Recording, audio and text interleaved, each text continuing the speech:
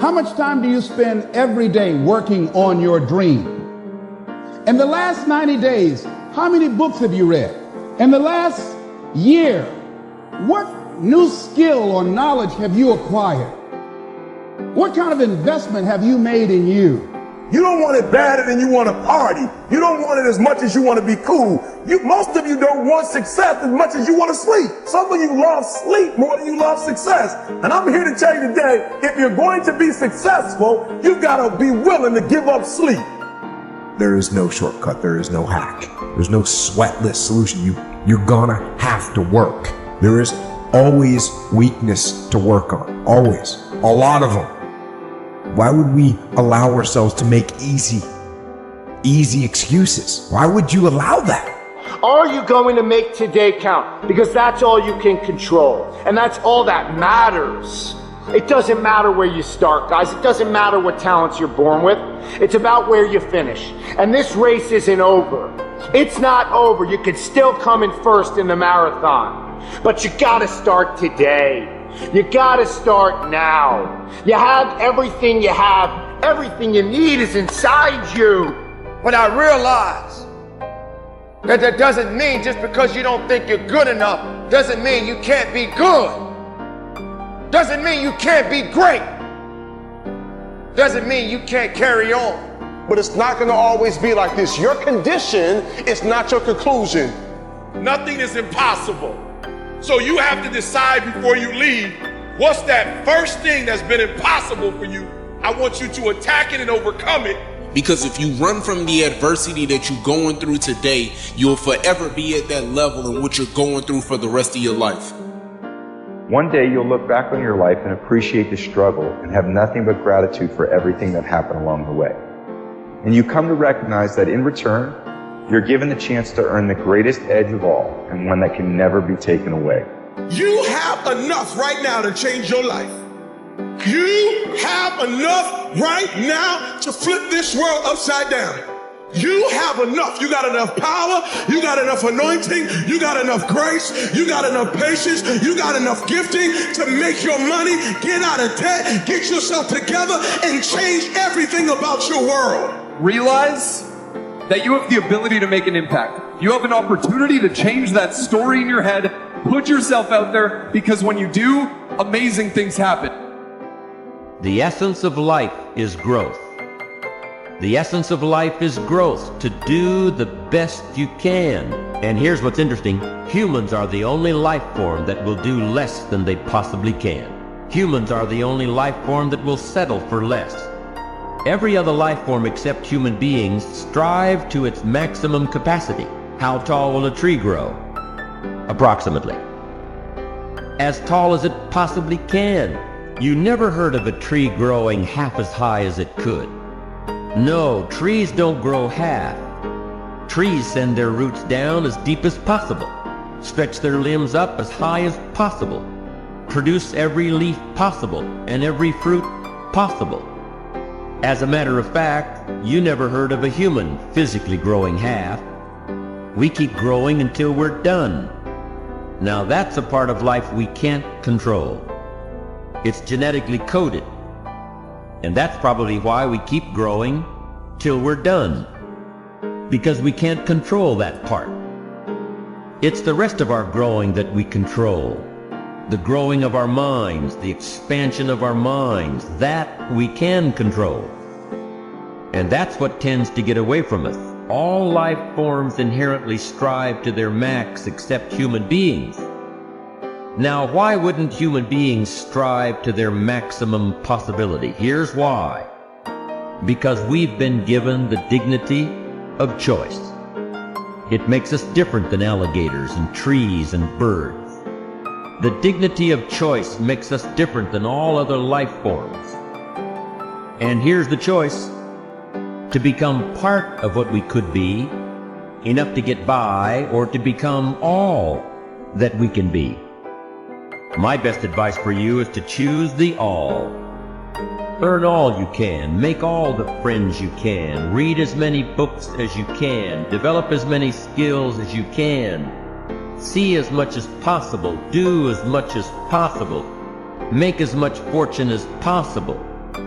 Give as much of it away as possible. The max. There's no life like it. I'm telling you, once I got on track, I've never looked back. Pick up the challenge. Go for it. Take the best of the two easies. Take the route of it's easy to get ahead. It's easy to do all you can. It's easy to succeed. It's easy to have financial freedom. The more you do, the more you get. See, if you're playing it safe, you're not going to win. If you're playing it safe, like that old saying, you know, you were taught when you were a little girl, better to be safe than sorry. Well, that's a bunch of crap. It's not better to be safe than sorry. It's by trying things that you figure out how far you can go. You got to get outside the box. Like it's reported, Edison tried 3,000 ways before he built the incandescent light. He said he didn't fail 3,000 times. He said there was 3,000 different steps to building a light bulb. Well, there's different steps to get to where you're going. And I really do treat winning and losing exactly the same. I do not let it upset me. Do you think that's a big part of why you're so successful? Well, it's part of why I enjoy it. Yeah, I think it is, because I'll try anything. Like if I'm into an idea, the idea of losing never enters my mind. See, I have worked with giants. I had the good fortune of working with Sir Edmund Hillary. He was the first man to stand on top of the world. And I worked with him on 3 different occasions. And the only difference in Ed Hillary and Bob Proctor is his size. Now, he's gone now, but he was a big man. When he shook hands with me, his hand wrapped right around mine. I felt like a dwarf, you know. And I'm talking to him like it never entered his mind he wouldn't get to the top of the mountain. But he failed in 1951. He failed in 1952. It wasn't until 1953 that he got to the top of the mountain. You know, people had died for centuries trying to do that. He said, I knew if I could see it in here, I could hold it out here. Still a Man wrote that in a book. You can see it in your head, you can hold it in your hand. And that's right. And if you're not prepared to lose, you're never going to win, because you're always playing it safe. And there's no reward in that. Dare to go forward. Winston Churchill once said, courage is rightly considered the foremost of the virtues because upon it all others depend. Courage is the chief distinguishing characteristic of the true leader. It is almost always visible in the leader's words and actions. It is absolutely indispensable to success, happiness, and the ability to motivate other people to be the best they can be. Follow through on your vision. In a way, it is easy to develop a big vision for yourself and for the person you want to be. It is easy to commit yourself to living with complete integrity. But it requires incredible courage to follow through on your vision and on your commitments. You see, as soon as you set a high goal or standard for yourself, you will run into all kinds of difficulties and setbacks. Refuse to compromise. You will be surrounded by temptations to compromise your values and your vision. You will feel an almost irresistible urge to get along by going along. Your desire to earn the respect and cooperation of others can easily lead to the abandonment of your principles. And here is where courage comes in. Stick to your principles. Courage combined with integrity is the foundation of character. The first form of courage is your ability to stick to your principles, to stand for what you believe in and to refuse to budge unless you feel right about the alternative. Courage is also the ability to step out in faith, to launch out into the unknown, and then to face the inevitable doubt and uncertainty that accompany every new venture. Avoid the comfort zone. Most people are seduced by the lure of the comfort zone. This can be likened to going out of a warm house on a cold, windy morning. The average person, when he feels the storm swirling outside his comfort zone, rushes back inside where it's nice and warm. But not the true leader. The true leader has the courage to step away from the familiar and comfortable and to face the unknown with no guarantees of success.